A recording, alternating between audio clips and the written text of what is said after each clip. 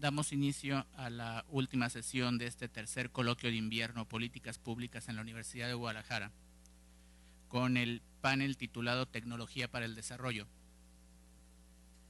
en el cual intervendrán profesores investigadores del CUSEI, e iniciaremos con la presentación titulada Prospectivas de la Seguridad Alimentaria, que impartirá la doctora María Refugio Torres Vitela. La doctora Torres Vitela es investigadora del Departamento de Farmacología del CUSEI, con formación de química farmacobióloga, especialidad en microbiología sanitaria, maestría en microbiología e higiene de los alimentos y doctorado en ciencias de la salud. Es miembro del Sistema Nacional de Investigadores desde 1994 y actualmente es nivel 2 de dicho sistema. Es líder del Cuerpo Académico Consolidado de Ciencias de los Alimentos. Es coordinadora general del Congreso Internacional de Inocuidad de Alimentos, presidente del Comité Técnico Nacional de Normalización y Certificación de la Leche y sus derivados, responsable de más de 60 proyectos de investigación en el área de microbiología de alimentos y probióticos. En su historial ha dirigido 90 tesis de licenciatura, 42 de maestría y 13 de doctorado. Ha publicado 15 libros relacionados con microbiología de alimentos y probióticos y es autora de 17 capítulos del libro y 45 artículos publicados en revistas indexadas y más de 80 memorias internacionales. Entonces, cedo la palabra a la doctora Refugio Torres Vitela. Buenas tardes, yo agradezco mucho la invitación.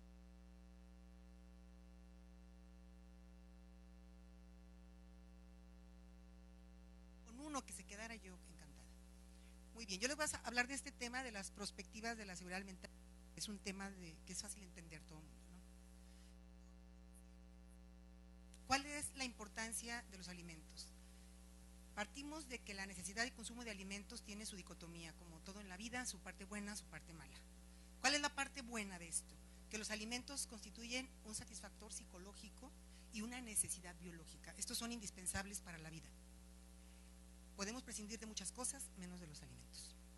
Pero el daño que nos pueden causar también tiene impacto desde dos puntos de vista. Un impacto comercial, pérdidas cuantiosas por deterioro, decomisos voluntarios obligatorios, lo cual ha costado mucho dinero a los países. Y tenemos el otro impacto, que es a la salud. Los alimentos pueden ser vehículo de enfermedades por acarrear peligros químicos, físicos y biológicos que pueden afectarnos, y que esto también, al causarnos enfermedad, requerimos de atención médica, requerimos de medicamentos y cuesta dinero. Y si a esto le sumamos el ausentismo al trabajo o la pérdida de productividad, estamos hablando de un problema económicamente también muy fuerte.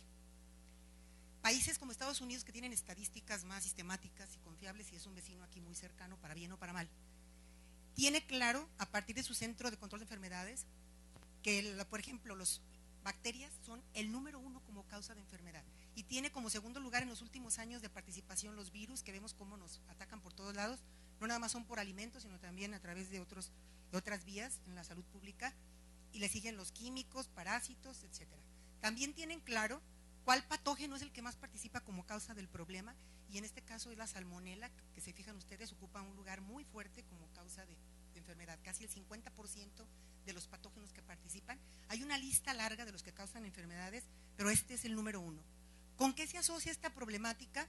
Con sus hábitos alimentarios. Indudablemente, los hábitos alimentarios determinan con mucho la expresión de la epidemiología de las enfermedades asociadas al consumo de alimentos. Y aquí lo vemos muy claro.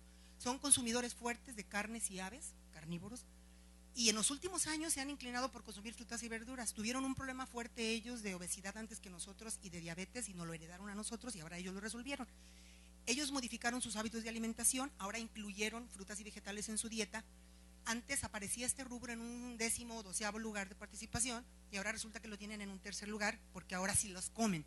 ¿Por qué? Porque ya reconocen y han socializado los beneficios a la salud que aporta el consumir frutas y verduras. Bueno, y nos culpan a nosotros, porque este país no es autosuficiente en la producción de este alimento, y él lo obtiene de las importaciones de los países de América Latina, que somos ricos con una ecología maravillosa, pero nos echan la culpa de sus enfermedades.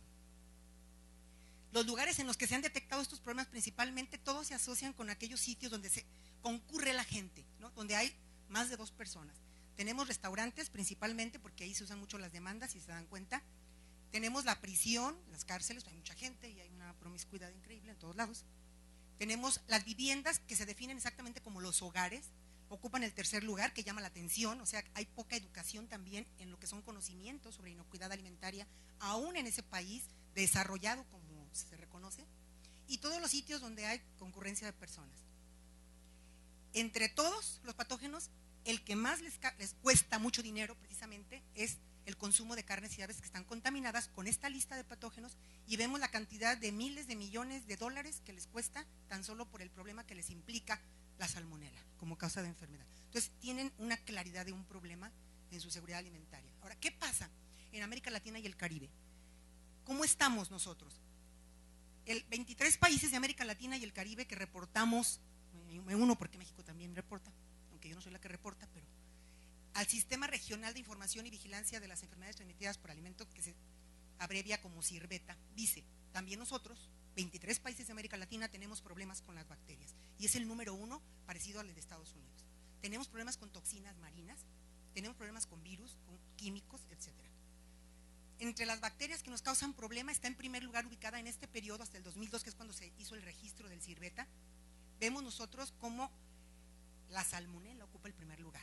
Tenemos al virus de la hepatitis dándonos problemas por alimentos. Tenemos a la ciguatoxina, que es las causas de las toxinas marinas, que es una toxina neurotoxina que tiene problemas fuertes asociada al consumo de pescado. El pez se come estos dinoflagelados que son, algas, las consume, a él no le intoxica, pero se incorpora en su músculo y son los peces que nosotros consumimos y nos intoxicamos. Bueno, también sabemos qué alimentos son los que más nos enferman, y está aquí en primer lugar, tenemos el pescado, sigue el agua, carnes rojas, lácteos, son hábitos alimentarios muy parecidos a los de Estados Unidos. No olvidemos que somos occidentales. Tenemos también idea de dónde o en qué sitios se han podido registrar estos eventos, y tenemos que en América Latina y el Caribe el primer sitio importante de registro de eventos son los hogares, o sea, primer lugar. Y vamos a decir, aquí yo quiero hacer una reflexión porque luego caen en interpretaciones que no son las adecuadas. Vemos, por ejemplo, puestos callejeros 3.5% versus 39% de viviendas. Si uno, pues hay que irnos a la calle a comer, quiere decir que es mejor en la calle que en mi casa. No es cierto, no es cierto, ojo, esto es engañoso. ¿Qué pasa con los puestos callejeros? No se puede dar trazabilidad. Tenemos un puesto que hoy está y mañana que tengo mis síntomas y denuncio, ya no está, porque va de tianguis en tianguis o va de esquina a esquina. O bien está, pero ya no tiene alimento porque prepara por día y ya no hay cómo asociar que el alimento fue el responsable de que me enfermó. Entonces no hay estadísticas, o es muy difícil tener estadísticas, pero con el hogar es más fácil.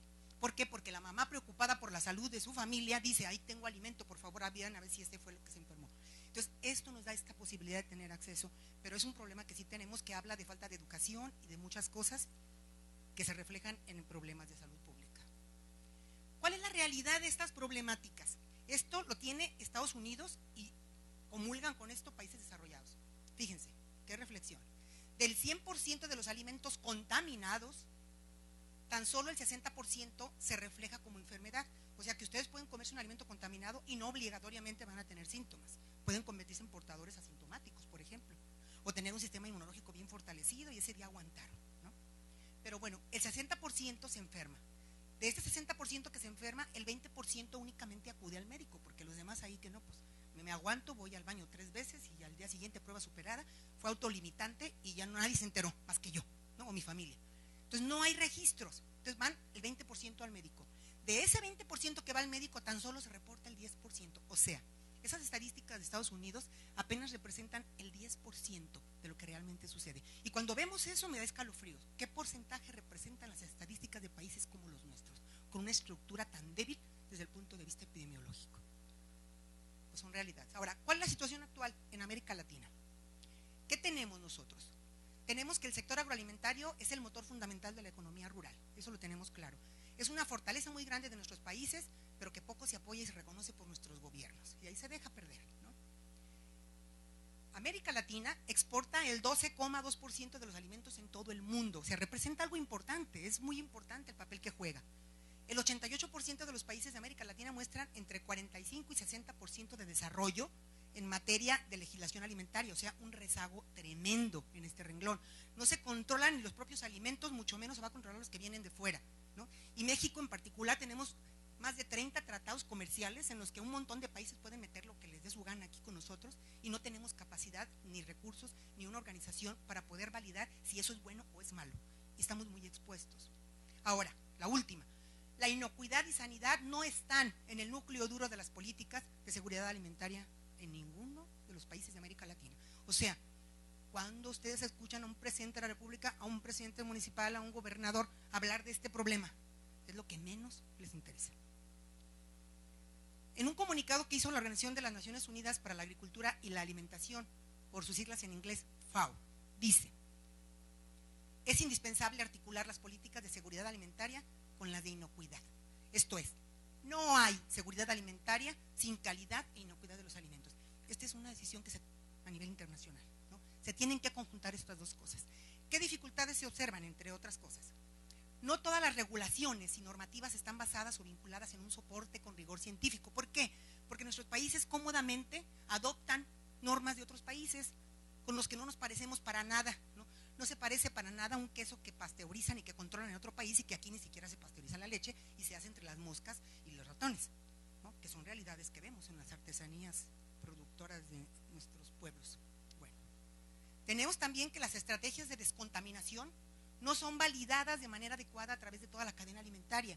Yo les voy a poner unos ejemplos de algunas investigaciones que tenemos muchas, pero este ilustra eso. Un estudio, por ejemplo. Nosotros evaluamos si varios germicidas pueden destruir a Vibrio cólera, por ejemplo. Lo vemos en el laboratorio, hacemos lo que le llamamos un reto microbiano, si los ponemos a los dos ahí y decimos, ¡ay, qué interesante! A esa concentración sí mata a 1 millón, y 10 millones, 100 millones, hasta 1000 millones de Vibrios cóleras. ¡Qué contentos! Pero cuando aplicamos este recurso al alimento contaminado con el patógeno, ya no es lo mismo, y lo vamos a ver aquí. Vean aquí, es lechuga rebanada, inoculada, con 100 millones de Vibrios cóleras. ¿Qué pasa? Aquí está la lechuga inoculada, en todos es lo mismo, nada más vemos el efecto de diferente germicida. La primera barra es la lechuga inoculada, ahí está, 100 millones de Vibrios cóleras. Cuando se enjuaga con solo agua, reducen los logaritmos del patógeno.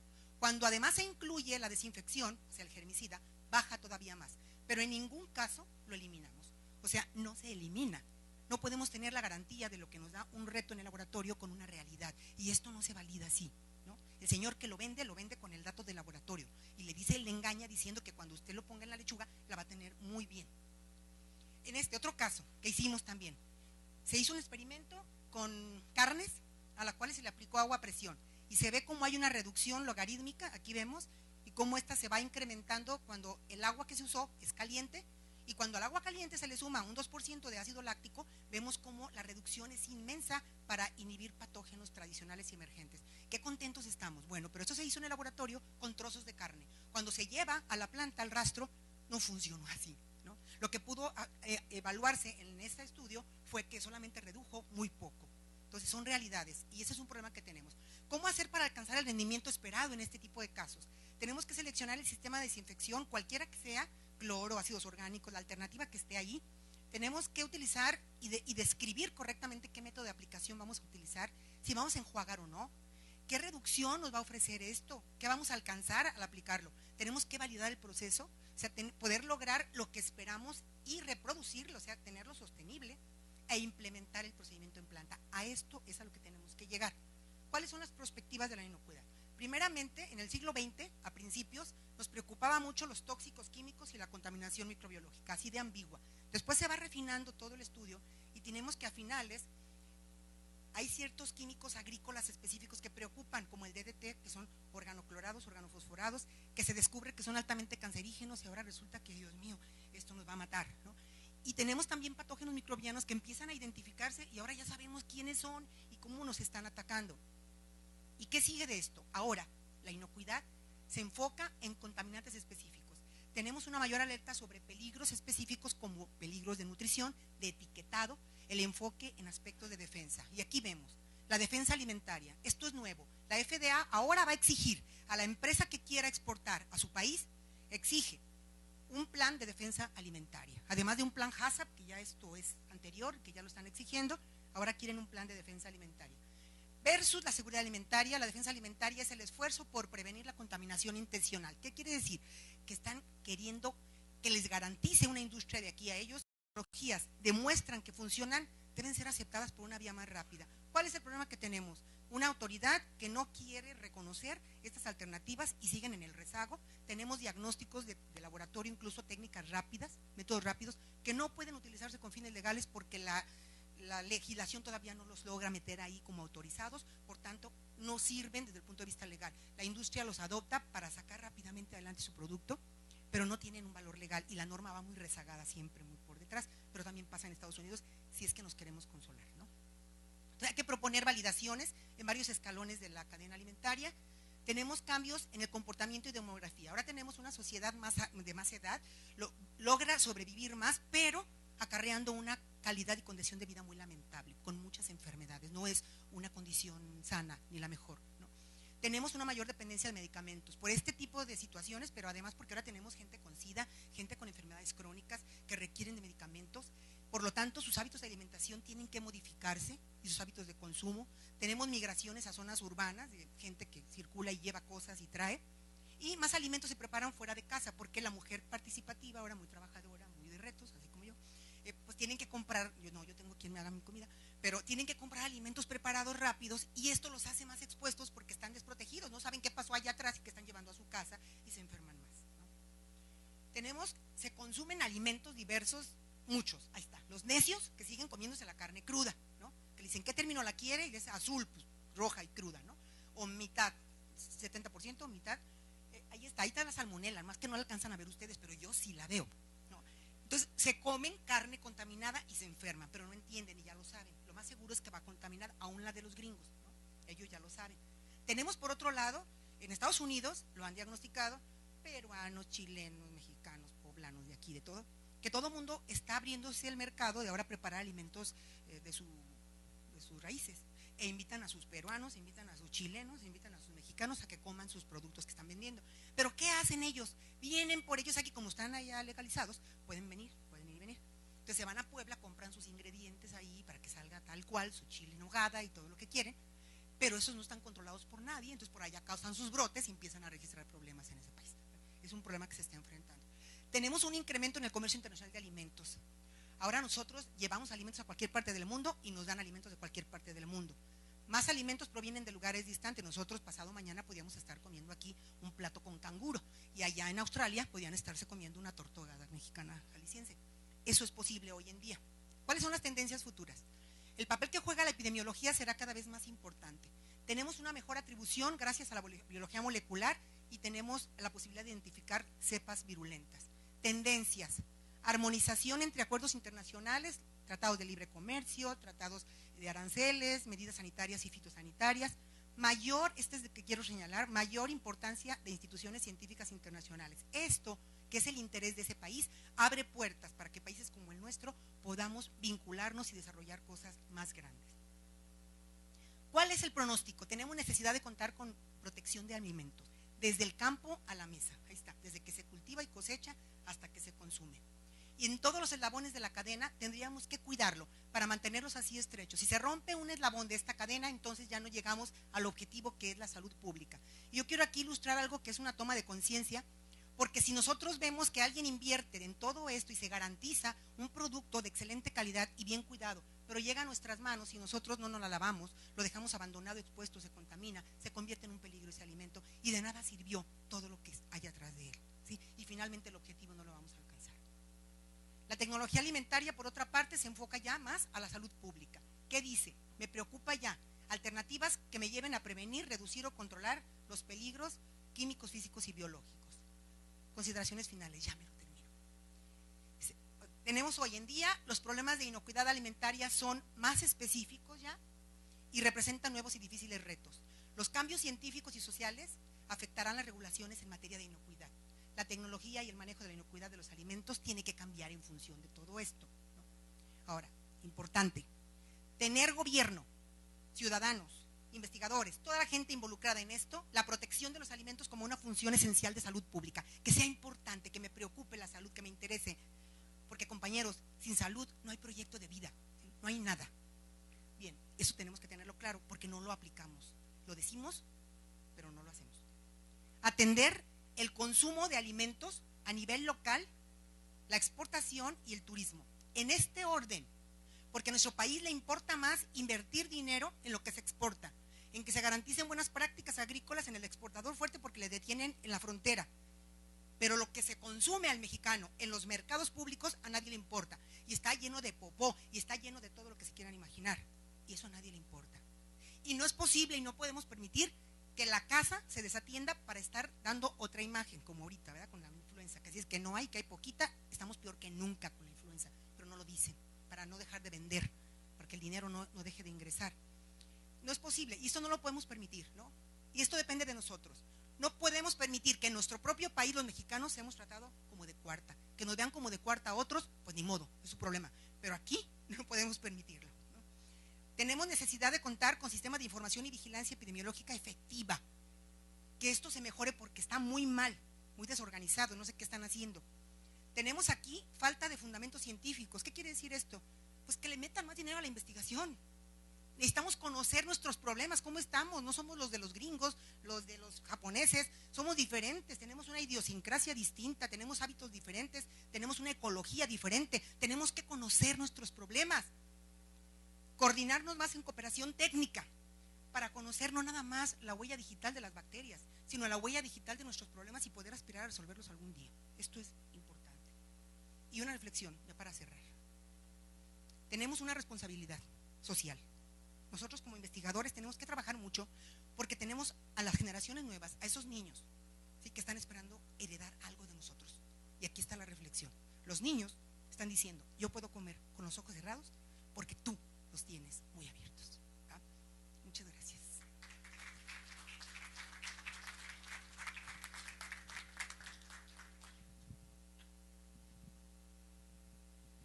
Agradecemos la intervención de la doctora Refugio Torres Vitela, muy ilustrativa su plática. Continuamos con la presentación del doctor Rubén San Juan, que está titulada Productos Forestales. El doctor San Juan es ingeniero químico con maestría y doctorado en madera, celulosa y papel. Sus líneas de generación y aplicación del conocimiento son ciencia y tecnología de materiales lignocelulósicos, procesos de obtención de celulosa y papel, energías verdes a partir de biomasa. Él es profesor investigador titular sede de la Universidad de Guadalajara, del Departamento de Madera y Celulosa desde el año 1975. Es coautor de más de 50 artículos nacionales e internacionales en el ramo, 5 libros y responsable de 10 proyectos de ciencia básica y aplicada en el sector industrial de la cadena productiva madera, celulosa y papel. Actualmente, además, es jefe del Departamento de Madera, Celulosa y Papel del CUSEI. Los dejo en uso de la palabra, doctor. Sí, muchas gracias y muy buenas tardes. Espero no ciencia y un poquito más de esfuerzo y de su interés para escucharme. Bien, entonces nuestro departamento tiene una masa crítica que permite hacer reflexiones sobre la cadena productiva forestal. En ese sentido me permito presentar 6 puntos: antecedentes del sector forestal en Jalisco, problemática del sector forestal, retos a enfrentar por el sector forestal, estrategias de solución, beneficios del proyecto y rol de la Universidad de Guadalajara para la solución de la problemática. Esto es, ¿verdad?, los puntos que trataré rápidamente. Antecedentes del sector forestal del estado de Jalisco. Bueno, aquí tenemos un objetivo: crear un desarrollo forestal sustentable y económicamente viable que fomente el bienestar de la sociedad. ¿Sociedad cuál? Jalisciense. ¿Sociedad cuál? Región sur de Jalisco. Bueno, nosotros o nuestras líneas de investigación están en un marco de una cadena productiva en donde tenemos aquí los bosques, ¿verdad?, que nos generan la materia prima. Estamos nosotros realizando mucha investigación en aspectos, en procesos industriales, sean celulósicos, papel, madera elaborada, energética, química, en unos soportes transversales de transporte y logística, así como comercialización. Entonces, bajo ese criterio, si nuestro sector no tiene materia prima, no podemos llegar a esta fase secundaria. Bien, ¿cuál es la justificación de esta propuesta o de nuestros trabajos de investigación? Pues tratar de contribuir a soluciones que se presentan aquí en cuanto al entorno a un problema fuerte. Tenemos una importación de lo que es la industria papelera de 2.435.000 toneladas anuales. Esto es un gran déficit, esto es una gran necesidad. Bueno, esa necesidad ya muy particularizada, la que se obtiene directamente de la madera, son estas 814.569 toneladas que se importan de pulpa celulósica para los papeles, ¿sí? Además importa otros que son fibras secundarias, que hacen 1.546.015 toneladas, ¿verdad? Pero damos énfasis en este punto. ¿Por qué estamos enfáticos en ese punto y por qué nuestra iniciativa de participar aquí? Pues consideremos en el estado de Jalisco. ¿Qué sucede si ponemos una simple línea horizontal? Vamos a decir un Ecuador jalisciense. Aquí vemos que la parte sur es la más productiva, la que tiene una vegetación forestal.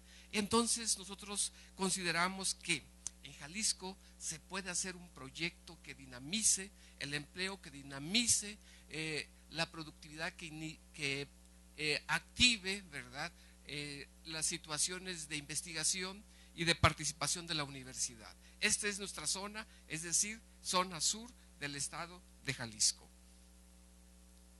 Bien, Jalisco cuenta con una superficie de 5.222.542 hectáreas, vocación forestal. De esta, prácticamente el 80% de la superficie forestal está compuesta de coníferas y hojosas. Decimos coníferas a todos aquellos de la familia de las coníferas, o del género Pinus, o del género Abies, abetos, o pinos en general, ¿verdad? Son coníferas, son plantas muy demandadas en el sector forestal por tener intrínsecamente fibra larga para producir papeles resistentes demandantes. Esto significa que en términos actuales tenemos 897.234 hectáreas de coníferas. Entonces se puede hacer algo, pero no es suficiente para una economía de escalas. Problemática del sector forestal. Tenemos reportes que en México, en todo el territorio, también en Jalisco, se reportan pérdidas de superficie forestal año con año. ¿Por qué? ¿A causa de qué? Incendios, tala ilegal, cortes selectivos de manejo intermedio de bosques, cambios de uso de suelo. Es una problemática que se tiene y que pues el gobierno hace algo, pero no ha sido suficiente. Resultados deficientes del Plan Federal de Plantaciones Comerciales. Aunque el gobierno con sus políticas de producción de plántula de 20 millones de árboles por año, ¿verdad?, en la anterior administración, pues vemos que las áreas de plantaciones forestales son insuficientes, pequeñas y dispersas. Un grave problema para la industrialización y para la economía de escalas de las empresas. La producción de plántula es de baja calidad, es decir, el gobierno se ha apoyado en Sedena para estar produciendo plántulas, es decir, no ha tomado en cuenta las instituciones de investigación o algunos organismos que realmente aporten investigación, nuevos conocimientos para mejorar la calidad de plántula. Entonces, la fragmentación de los ejidos, es decir, en México no podemos hacer mucho porque las áreas están totalmente fragmentadas, ¿verdad?, en ejidos, y ponerse de acuerdo con ejidos, bueno, es un problema grande, que esto es una de las principales políticas públicas que el gobierno, en términos comunes, ¿verdad?, no ha tomado, o más todavía, le ha sacado a ese problema. Falta de capacitación y seguimiento para maximizar producción, ¿verdad? También, ¿verdad?, ahí está otro de los aspectos que está limitando aquí la situación de nuestros bosques. Vean, bosques incendiados, erosionados aquí en la región sur, en Tapalpa específicamente. Por otra parte, tenemos limitados incentivos para plantaciones comerciales, una deficiente infraestructura de control de incendios y caminos forestales. Es decir, caminos forestales es un aspecto de los más costosos en la infraestructura. El gobierno los debe de proporcionar, ¿verdad?, no solamente con el aspecto de la extracción de las materias primas, sino de comunicación de los poblados. ¿sí? También incorporando aspectos de vigilancia del ejército en plantaciones, etcétera, identificación de plagas, es decir, necesitamos tener programas de control de plagas forestales poco eficientes y necesitamos fomentar esto. Tenemos una desarticulación entre los diversos sectores involucrados. Un organismo produce planta, otro establece políticas, el gobierno hace política de esas cosas todavía que no son eficientes y en fin hay una desarticulación y falta de investigación básica y aplicada en el sector forestal. Bajo ese criterio tenemos que afrontar unos retos en el sector forestal. ¿Cuáles son esos retos? Bueno, necesitamos fomentar nosotros una cultura forestal en la sociedad. Es la sociedad la que realmente participa en evitar, por ejemplo, incendios. Es la sociedad la que va a vigilar y participar también, ¿verdad?, en que no se hagan talas clandestinas, que no se corten árboles en edades todavía no industrializados. Necesitamos articular esos diferentes actores de la cadena productiva. Es preciso incentivar la producción forestal porque no se incentiva o se incentiva parcialmente al principio y después los programas se olvidan. Estimular la investigación en el sector forestal, es decir, el gobierno se compromete con tratados, con convenios a nivel internacional, con los convenios de Kioto y demás para producir plántula desde el punto de vista para plantaciones, para amortiguar los efectos invernaderos y los efectos climáticos. Es necesario crear infraestructura y control de caminos para el control de incendios. Son algunos de los aspectos que debemos estar fomentando. Es necesario crear alianzas estratégicas para garantizar la sustentabilidad y sostenibilidad de la producción forestal. Es decir, no se hacen alianzas estratégicas para tener el éxito requerido bajo una visión de producción global, de aprovechamiento y establecimiento de empresas a escala económica competitiva. Establecer políticas públicas de largo plazo que garanticen la seguridad para los inversionistas. Es decir, necesitamos para algún proyecto que proponemos por lo menos 135,000 hectáreas. Y estos, ¿verdad?, 135,000 hectáreas en una inversión en donde se demandan 1.800 millones de dólares para una empresa o cerca de los 2.000 millones, entonces ese capital no se arriesga y no se establece y por tanto no va a venirse. Necesitamos atraerlos con un programa anticipado de plantaciones, de políticas públicas y de plantaciones que nos permitan después generar cerca de 20,000 empleos directos en viveros, plantaciones, manejo forestal, en 500 empleos directos en una planta industrial productora de celulosa, en la economía de escala de 1.500 toneladas por día, que nos da 5,000 empleos indirectos esta sola planta. Es decir, visualizamos nosotros un potencial que puede establecer unas estrategias de solución a las políticas públicas que tiene actualmente el gobierno. ¿Cómo? Necesitamos organizar a los propietarios de las áreas forestales para realizar las plantaciones comerciales. Es decir, está todo disperso, ¿verdad? Y por tanto muy difícil de consensar, y aquí el gobierno, ¿verdad?, no ha hecho nada y es preciso tener incentivos de apoyo para el desarrollo de la plántula de calidad y de establecer estas áreas de planta y para hacer forestación o reforestación. Necesitamos establecer un sistema de red de carreteras, brechas o vías férreas para facilitar la extracción y comercialización y que sea también atractivo para las empresas que van a invertir, que pudieran invertir aquí en México para aprovechar estos recursos forestales.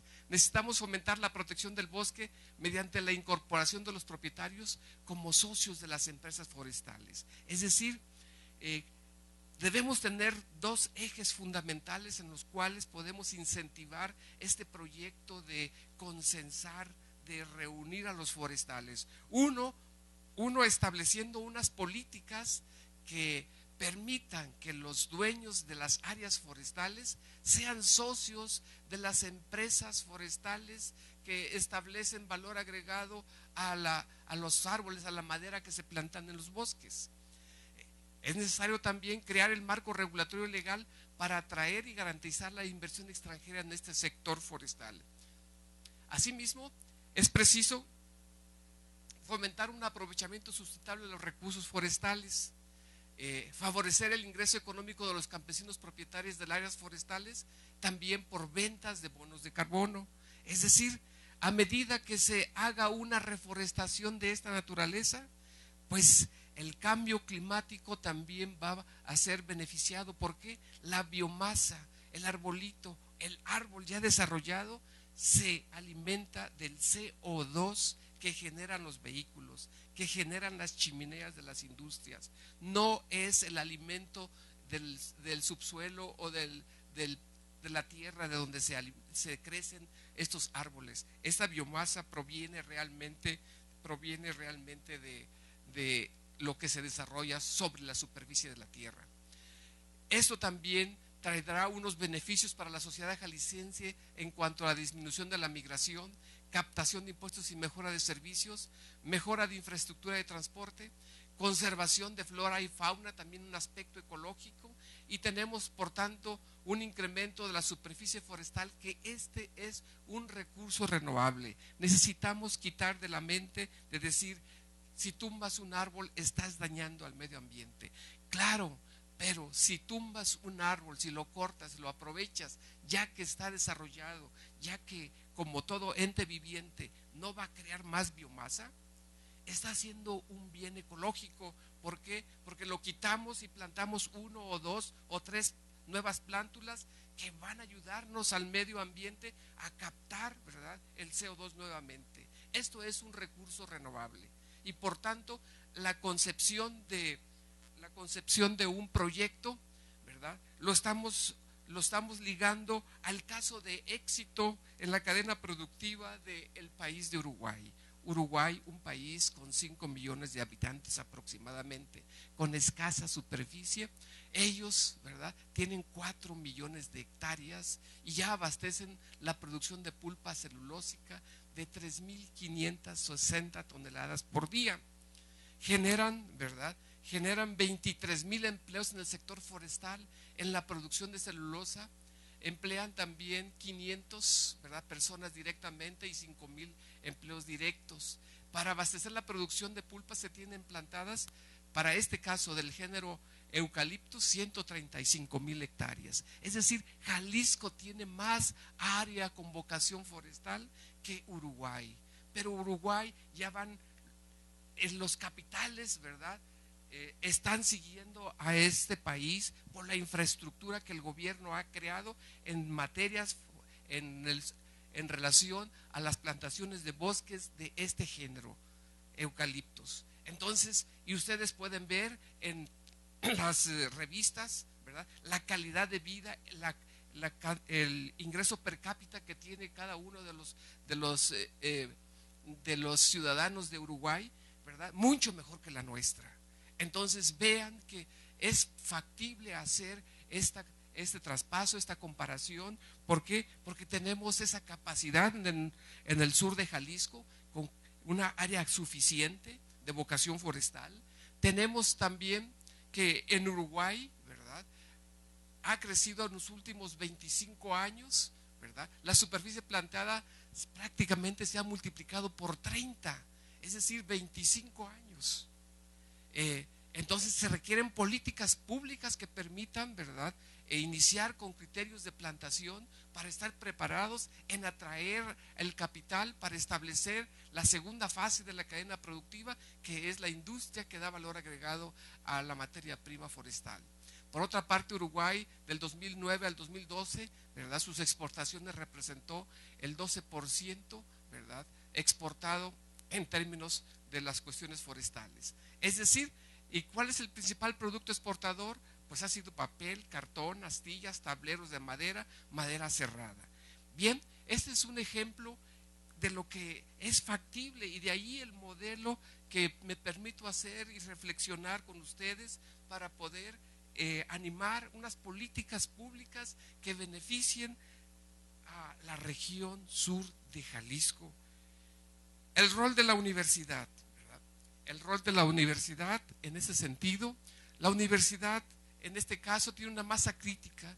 Tenemos experiencia y liderazgo a nivel latinoamericano para el desarrollo de proyectos interdisciplinares de investigación aplicada en el área forestal, industrias forestales, tecnología de la madera, comercialización, innovación. Aquí CUSEA ha participado en nuestros proyectos de la ITO, es decir, de la International Timber Organization, en donde nos han ayudado con estudios de mercado, con programas de comercialización, participando en exposiciones en Nevada, bajo auspicios de estos. El Quad, hemos trabajado exitosamente en diseños de aprovechamiento de subproductos de la madera, es decir, dándole un gran valor agregado. Tenemos aquí una infraestructura especializada de investigación en red universitaria. Por tanto, tenemos convenios de colaboración con instituciones nacionales e internacionales de reconocido prestigio, es decir, estamos ligados con la Universidad de Oregon, con el Forest Products de Michigan, con instituciones, universidades también de productos forestales de Alemania, de Noruega, en fin, ¿verdad?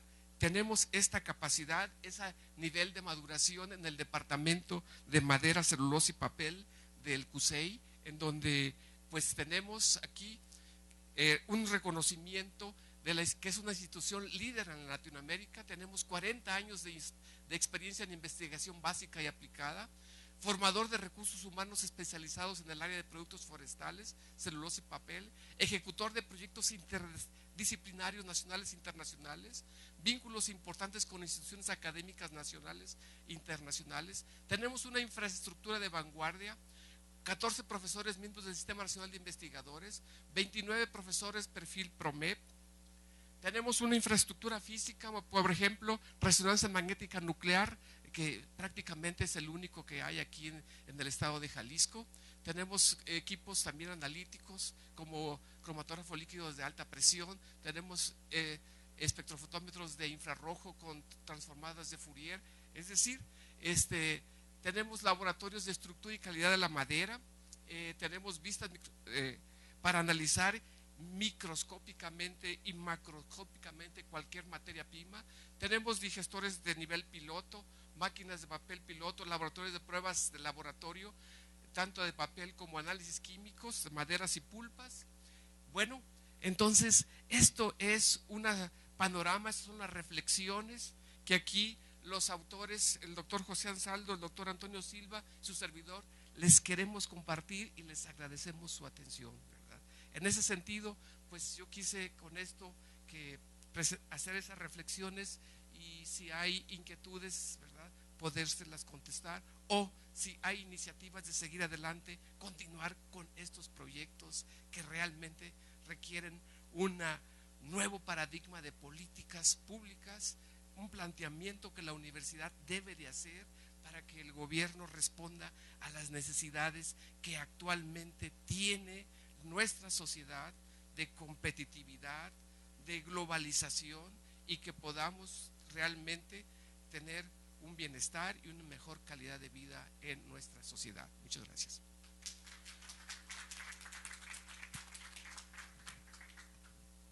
Muchísimas gracias, doctor San Juan.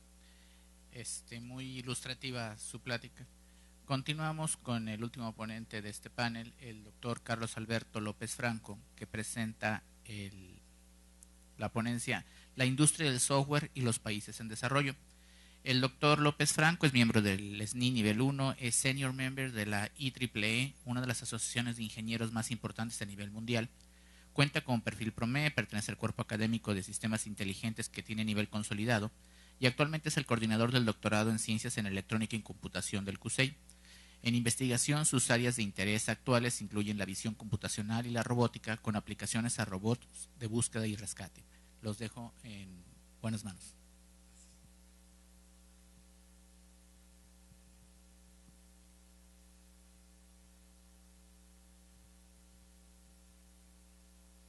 Pues buenas tardes. Voy a tratar de ser un poco breve para, aprovechando que es la última, ¿verdad?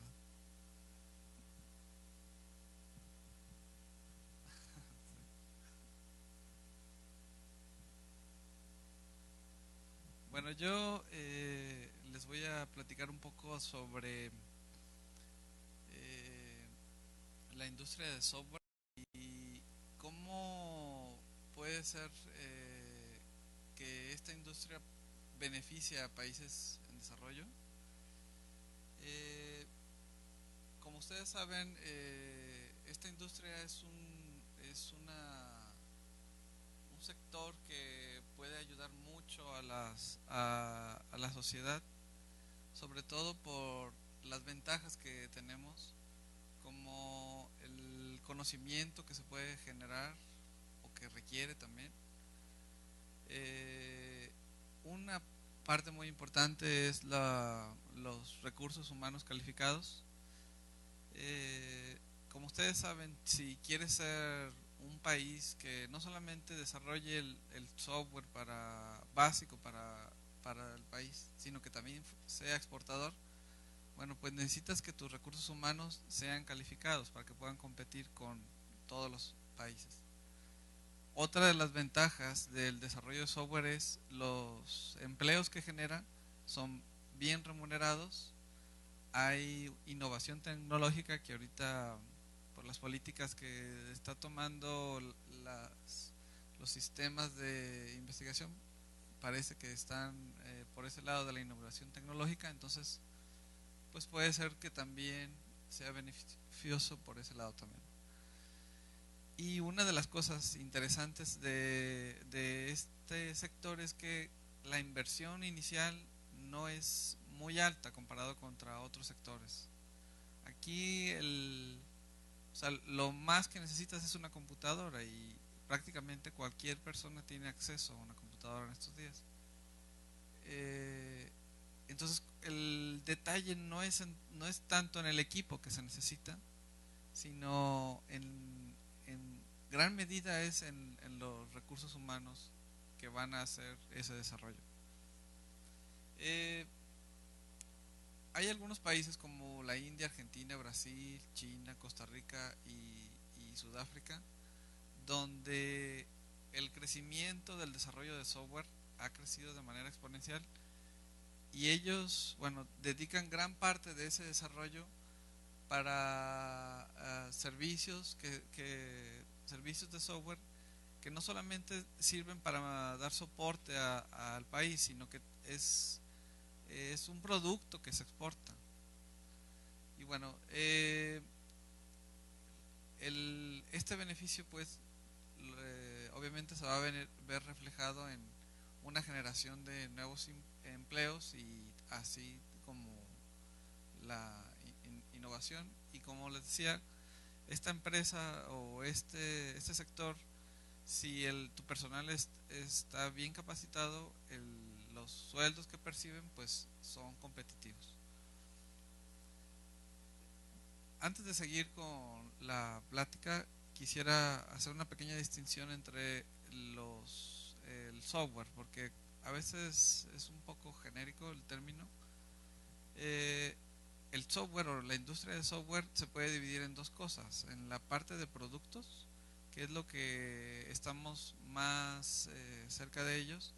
Por ejemplo, tenemos el software de aplicación, que es lo que ustedes ven en su computadora, su procesador de texto, su hoja de cálculo, algún programa para hacer gráficas. Y del otro lado tenemos el software de base, que es la parte que no es tan visible, pero es su sistema operativo, lo que hace que prenda su computadora y que puedan usar todo lo demás. Además de todos los productos que pudiera haber, tenemos también el área de servicios, que es un área que tal vez para la gente que es ajena al desarrollo de software no le queda tan claro. Pero esta parte de servicios involucra a una empresa que te va a desarrollar partes de un software que es mucho más grande. Entonces a esa persona o a esa empresa se le hace un contrato para que te desarrolle unos módulos de software, y con eso tú complementas una parte mayor. Casi como cuando es en la maquila, pues. O sea, los pantalones no los hacen en Estados Unidos. Compran el material en un lado y luego compran los cierres en otro lado y los mandan aquí para que se los armemos. Bueno, la idea sería extrapolar eso, pero ahora a un empleo que va a ser mucho mejor pagado que una maquila. Y bueno, el problema que tenemos ahorita es que esto no es algo que dependa de una sola persona, pues. Tenemos a la industria que ya establecida para desarrollo de software. Hay una relación entre todos estos actores. Tenemos a los usuarios, que dentro de los usuarios podríamos considerar a individuos, la industria y el mismo gobierno, que podría también requerir del desarrollo de software. Por otro lado, de nuestra parte, tenemos las universidades y grupos de investigación que también hacen desarrollo de software y hacen aportaciones para el software que es de punta. Y bueno, también por otro lado tenemos las comunidades de desarrollo de software, que son las comunidades de desarrollo de software libre, por ejemplo. Todos estos son en general los actores que entrarían en un desarrollo de software. Y bueno, obviamente necesitamos la colaboración de todos para tener nuevos productos y servicios. Por la parte del gobierno, lo que nos interesaría que se apoyara es que, además de que un gobierno puede ser directamente un cliente de las empresas de desarrollo de software, ahorita está muy de moda lo de los gobiernos electrónicos, los e-government, que de lo que se trata es que tratar de automatizar todos los procesos, hacerlos más electrónicos para que, bueno, sea más fácil para las personas hacer la mayoría de los procesos y no tengas que ir a una recaudadora o cosas que, bueno, que aquí tenemos que hacer, una fila de 2 horas para pagar un recibo, ¿verdad? Además de eso, de que ellos pueden ser unos buenos clientes para el desarrollo de software, el punto más importante que ellos podrían aportar o que el gobierno podría aportar es una regulación y una visión estratégica nacional que promueva el desarrollo de software y las empresas que desarrollan software. Obviamente el papel más importante que requeríamos de un gobierno es que se creen las condiciones para fomentar esta industria. La industria no puede crecer si en la universidad se generan los recursos humanos de buena calidad, pero si no tienen esa infraestructura, pues lo que va a pasar es que todos nuestros egresados pues se van a ir a otro país. Y bueno, una pequeña gráfica nada más para que vean lo que se invierte en otros países y lo que nosotros invertimos, bueno, por lo menos América Latina. Si pueden revisar en la parte de arriba, acá la parte de azul es el software computacional, la parte roja es los servicios que estábamos mencionando ahorita de computación. Este es el segmento que invierte Norteamérica y podemos ver que el que menos invierte de todos, incluso más abajo de África, es Latinoamérica.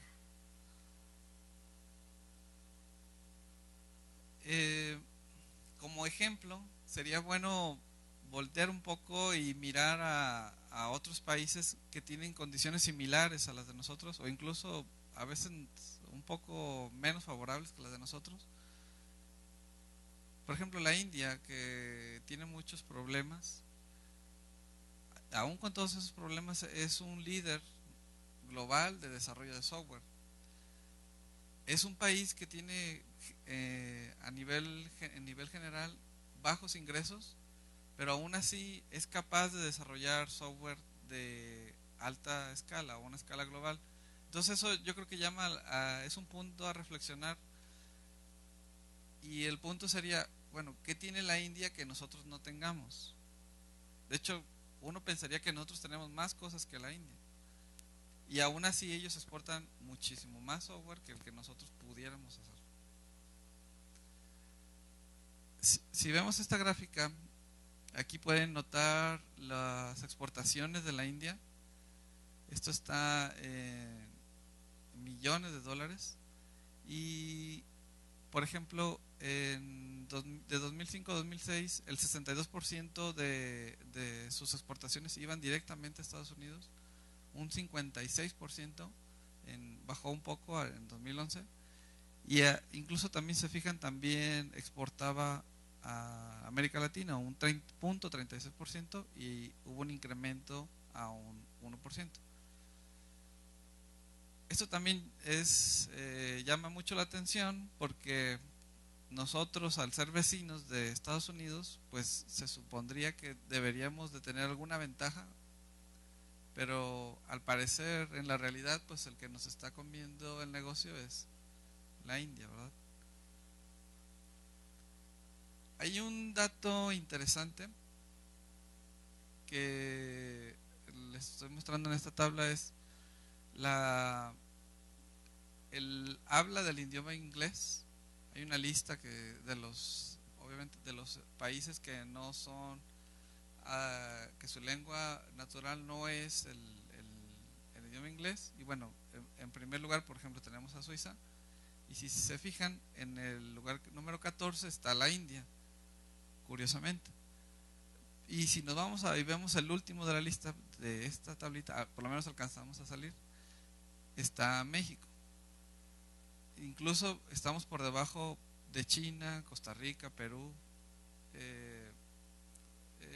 Eso llama la atención y pudiera ser que eso es algo que también afecta a la industria de software, sobre todo porque ustedes saben que el que está consumiendo más software es Estados Unidos. Entonces, esto debería ser un punto importante pues a ser considerado. Sí. Bueno, el desarrollo de software, para que funcione, debería de ser una prioridad política. Y bueno, voy a citar lo que decía este autor en el 2008. Obviamente dice que en los países en desarrollo, para los países en desarrollo es necesario crear políticas que permitan a los individuos, empresas y organizaciones introducirse en el proceso de aprendizaje para facilitar una transformación estructural y para estar actualizados tecnológicamente. Uno de los problemas que tenemos es la capacitación de los recursos humanos. Los recursos humanos que se están formando no tienen el nivel que se requiere para competir a nivel internacional. Ese es uno de los grandes problemas. Y para esta industria pues nos impacta de manera drástica, porque se fijan, la materia prima para el desarrollo de software pues es la persona la que programa, no tanto el equipo. Y bueno, como les decía, pues para desarrollar software, tu materia prima aquí es los recursos humanos altamente calificados. ¿Cómo podemos conseguir esos recursos humanos calificados? Bueno, obviamente la universidad o las universidades deben de apoyar en la formación de esos recursos humanos, pero esto no puede trascender más allá de los cursos que uno les imparte si las empresas, por ejemplo, no están involucradas y los gobiernos tampoco apoyan el desarrollo de software. Por ejemplo, hay una institución en la India que tiene que es de las que casi prácticamente maquila programadores. Ellos te los producen en más o menos como en 3.5 años. Y en uno de esos 3.5 años están obligados a un año estar en una empresa. Cosa que aquí en las instituciones nacionales no sucede. Por ejemplo, por lo menos en nuestra división no existen ni siquiera las prácticas profesionales. El servicio social a veces no se usa como se debiera y pasan los estudiantes a veces haciendo otras cosas que no tienen nada que ver con su carrera. Bueno, dentro de todos estos problemas, ¿qué es lo que nosotros podríamos hacer, por lo menos como universidad? nosotros ya, la universidad ya se ha dado cuenta de los problemas que tienen los estudiantes de integrarse a la industria. Y bueno, obviamente lo que se ha estado haciendo dentro de este análisis es revisar los planes de estudio para ver qué está bien y qué está mal. En nuestro caso, el programa de estudios, el plan de estudios tenía ya más de 20 años, prácticamente desde que inició la división es el mismo. Y obviamente una industria como la del software pues cambia año con año. En el CUSEI se trabajó mucho en esta parte de cómo ayudar a que los estudiantes mejoraran, y una de las cosas que la mayoría de los departamentos identificó es que los estudiantes están entrenados para pasar cursos. Pasan un examen, el otro examen departamental, otro examen, y se terminan los exámenes y al final no saben ni siquiera en qué van a trabajar, pues. Entonces se modificó el plan de estudio y ojalá funcione. Para nosotros, en nuestro caso, se dividió en 3 grandes módulos, que serían el software de base, que es lo que les decía, que es la parte del sistema operativo, cosas que uno no ve pero que están atrás de todo para que funcione tu computadora. Otra parte sería el software distribuido, que serían cosas como internet y esas aplicaciones, desarrollo web y todas esas nuevas tendencias. Y una parte de software inteligente, que ya son tendencias más nuevas, donde el programa trata de adaptarse al usuario para que no tenga que estar haciendo siempre lo mismo. Puede tratar de, durante su uso, tratar de minimizar procesos, por ejemplo. Para nosotros, en nuestro plan de estudios, lo que se está proponiendo, lo que ya se propuso, es que debe de presentar ante un jurado 3 proyectos modulares. ¿Para qué esos proyectos? Uno de los problemas que teníamos o que tenemos es, si se fijan, terminan los cursos y en cuanto se termina el curso toman el que sigue, pero le preguntas del anterior y ya no se acuerdan de nada. Entonces, lo que se trata con esos proyectos es que son independientes de los cursos. Y para hacer un proyecto de esos requieres de varios cursos. Entonces, ahí estás obligado que si se te olvidó lo que ya viste el semestre anterior, pues ahora hay que repasarlo porque tienes que hacer un proyecto. Y ese proyecto pues lo tienen que defender, lo tienen que presentar ante alguien. La idea de esto es que estén un poco más cerca de lo que es la realidad de la industria, que es, se trabaja por proyectos en todos lados, no por exámenes departamentales. Esa sería un poco de la idea. Y bueno, obviamente pues lo que queremos es que al final de cuentas el estudiante sea capaz de incluirse o de pertenecer, ingresar a una industria que es muy demandante, que requiere, que tiene unos estándares muy altos para contratar a las personas.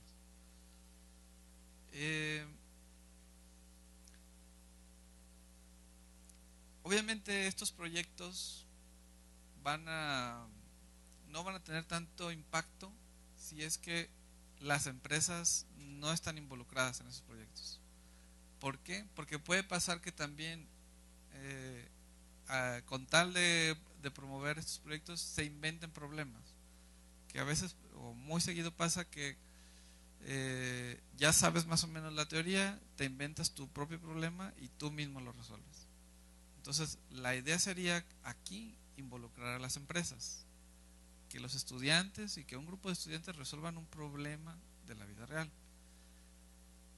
Ahora, hay un pequeño detalle aquí que tenemos que necesitamos también que dentro de las políticas también cambien, y que eso sería necesario por parte de la universidad.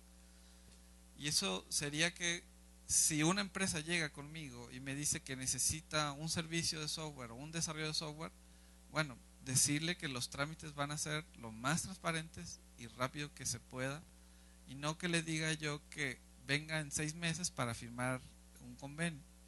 En 6 meses ya se terminó el proyecto.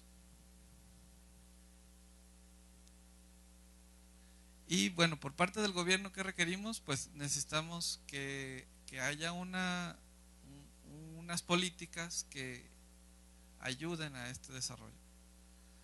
Y otra parte que es también muy interesante, hay muchas, no sé si se hayan dado cuenta, pero por ejemplo hay empresas fuertes como Oracle, Intel, IBM, que Intel por ejemplo le está apostando a Guadalajara, y tan es así que está haciendo un enorme edificio, es un monstruo ese edificio que tienen ahí a un ladito del Cinvestav.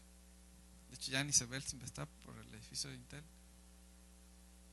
Ellos le están apostando a Guadalajara, ellos creen que aquí hay capacidad y hay buenos recursos humanos.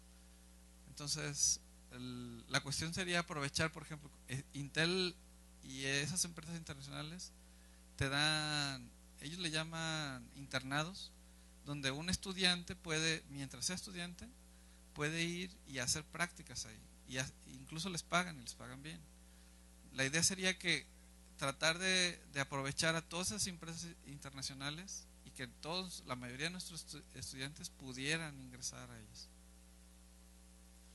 Y bueno, ya para terminar, para que esta industria pueda crecer a los niveles que necesita el país, pues es indispensable que todos estos actores que mencionamos colaboren y contribuyan con el rol que les corresponde.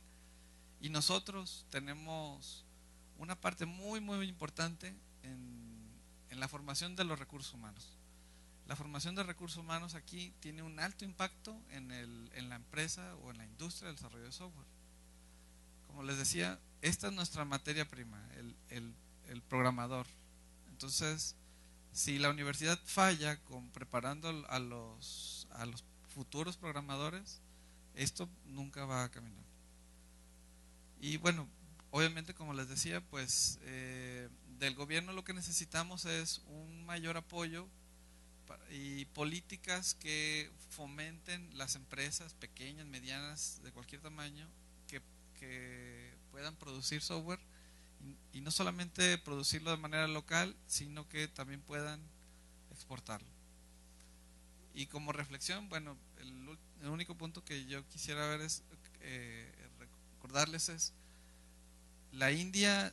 Si ustedes lo ven a ese país de manera global, pues no tiene tantas cosas diferentes que nosotros no podamos tener, pues, o sea, podemos competir con la India, y tenemos aquí al vecino de al lado que le podemos maquilar o desarrollar servicios de software y obviamente competir contra ellos. Pero para esto, bueno, pues ellos ya nos llevan 30 o 40 años de ventaja, pero en algún momento tenemos que empezar, ¿verdad? Bueno, eso sería todo.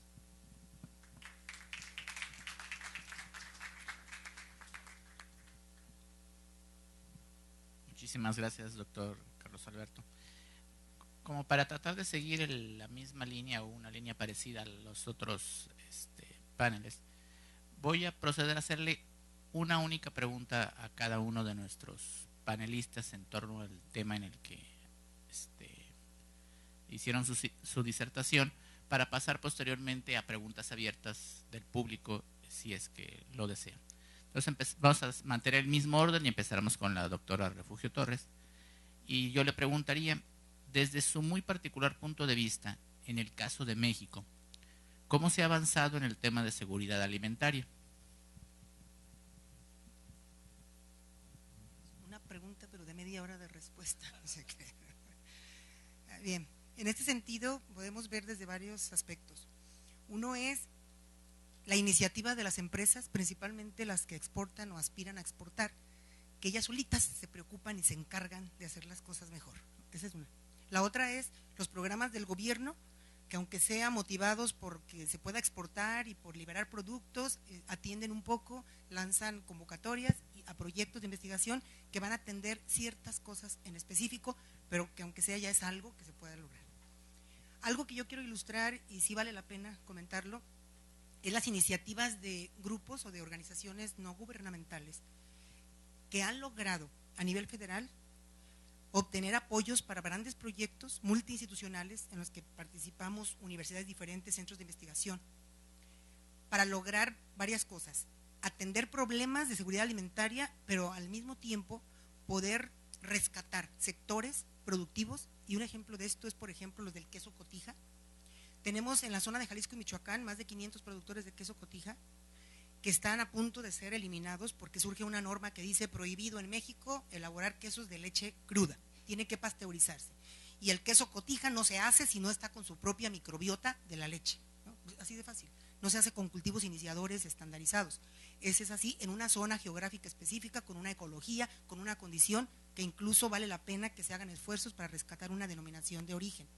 Un queso que tiene mucha historia, que tiene una forma de vida de muchos años, de muchas familias, que es lo único que saben hacer y lo único que quieren hacer, y que estaríamos con un problema social muy fuerte si esto se lograra interrumpir de esa manera. Entonces, se han logrado apoyar proyectos fuertes que llevan como propósito rescatar sectores productivos, rescatar un producto que incluso ha obtenido premios en Europa. Los europeos les gustan mucho los quesos fuertes, de sabor fuerte, y el queso cotija ha logrado premios en Europa, ¿no? Sobre otros quesos madurados que producen la Unión Europea. Claro, no se enfermaron afortunadamente, porque la inocuidad ni quien la atienda, pero este proyecto que les estoy hablando, venimos a determinar precisamente la inocuidad del queso cotija, y hemos logrado estandarizarlo para que sea producido de una manera segura y demostrar que efectivamente este queso puede ser inocuo, y por lo tanto es un paso hacia una denominación de origen, que son cosas importantes que como país debemos cuidar, ¿no? Por una parte social, por una parte la seguridad alimentaria. Y yo creo que con esto ya doy una idea de lo que es el avance que hemos tenido, que es poco, nos falta mucho por hacer. Si vemos que los países desarrollados están tan preocupados todavía con tanta infraestructura, con tanto desarrollo, no han podido, tienen cada vez las bacterias les ganan porque mutan, entonces no pueden con eso, y eso ya no depende tanto de tecnologías ni de otras estrategias, ¿no? Tenemos un renglón por atender muy importante, que es la educación, y nuestro país en lo que tiene más rezago es en eso, porque la educación sanitaria se da desde la preprimaria, preescolar, ¿no? Y mientras no estemos educados como sociedad, no vamos a contribuir en el último eslabón de la cadena que yo les mostraba. Y todo lo que se haga, los esfuerzos que se hagan, van a ser inútiles, porque finalmente cuando llegue a las manos de nuestra gente, de nuestra sociedad, con la incultura que tiene y la falta de información de qué hacer con eso tan grande que no sabe ni qué hacer porque desconoce totalmente, entonces vamos a seguir estando en el hoyo en el que nos encontramos. Muchísimas gracias. Pasaría a interrogar al doctor Rubén San Juan, y me gustaría preguntarle, ¿qué políticas públicas han influenciado el pobre aprovechamiento de los recursos forestales para tratarlos de transformar en productos con un alto valor agregado? Sí, gracias. Si me permiten hacer unos comentarios, si yo digo reflexiones. Lo que ha llevado al estatus actual es el hecho de que no ha habido una actualización de la nueva forma en políticas públicas de gobernar a la necesidad actual de nuestra sociedad. Es decir, el hecho de que desde Emiliano Zapata, por ejemplo, se haya repartido la tierra, ¿verdad?, satisfacía una necesidad, ¿verdad?, de aquellas épocas muy loable, porque el pueblo vivía del cultivo de esas pequeñas parcelas. Sin embargo, ¿verdad?, vino la globalización y entonces ya los ejidos, las parcelas para producir materias primas a escala comercial, no competimos. Y esa falta de competitividad por la falta de organización en grandes extensiones, que también traían una política pública muy confusa. En los 80 se hablaba un eslogan de esta naturaleza: rechazamos el latifundio por antisocial y el minifundio por improductivo. ¿Dónde? ¿Qué vamos a hacer? ¿Verdad? Entonces, esa situación de políticas confusas, ¿verdad?, nos han ubicado en una posición de que cada vez competimos menos. Nuestras empresas como Atenquique, al sur de Jalisco, que en 1945 respondía a una escala competitiva comercial de 300 toneladas por día de celulosa y papel, ¿verdad?, pues ya quedó obsoleta y ahorita está en desgracia, de tal forma que tenemos que seguir importando celulosa, y estas cuestiones, ¿verdad?, ya van en 1.500, 3.000 toneladas por día de celulosa, que demandan materia prima. Y como nosotros estamos en productos forestales, es nuestra línea de generación y aplicación del conocimiento, pues si no tenemos materia prima, ¿verdad? Entonces poco podemos hacer. Y por eso es mi participación de poder fomentar una nueva política pública en el gobierno que haga consensos en base a esos dos ejes de estímulos que establecimos: atraerlos, por entusiasmarlos a los propietarios por los bonos, por la venta de bonos de carbono, y dos, por hacerlos esa política pública, propietarios del bosque, para que cuiden el bosque, para que estén al pendiente de algún conato de incendio, algún brote de plaga, inmediatamente lo ataquen, cuiden, participen, y se genere, ¿verdad?, en esto un derecho de decir: garantizo la materia prima porque también yo participo como socio en la empresa que da valor agregado a mi materia prima.